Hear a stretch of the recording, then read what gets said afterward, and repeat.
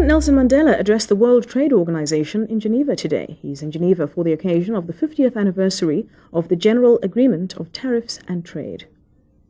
President Nelson Mandela today cautioned world leaders not to rush towards globalization and trade liberalization without taking the needs of developing countries into account.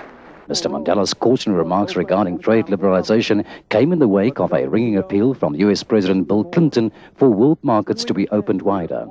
The president addressed an assembly of world leaders, among them Britain's Tony Blair and Cuba's Fidel Castro, earlier today at the United Nations in Geneva, on the occasion of the 50th anniversary of the General Agreement on Tariffs and Trade. It would be unwise to ignore the increased frustration of ordinary people. The General Agreement on Tariffs and Trade was established in the wake of the Second World War. South Africa and the then Southern Rhodesia, now Zimbabwe, were the only two African countries to sign the agreement.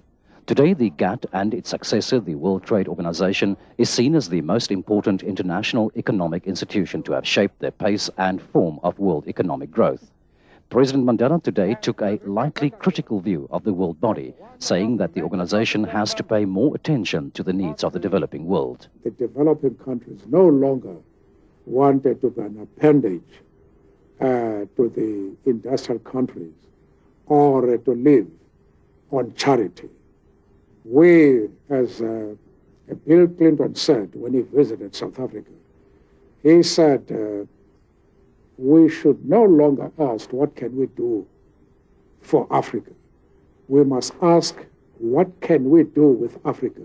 President Nelson Mandela was clear in his message here today. The developed world can no longer afford to ignore the needs of the developing world, and trade rules and regulations will have to reflect those needs. Johan Ollers, SABC, Geneva.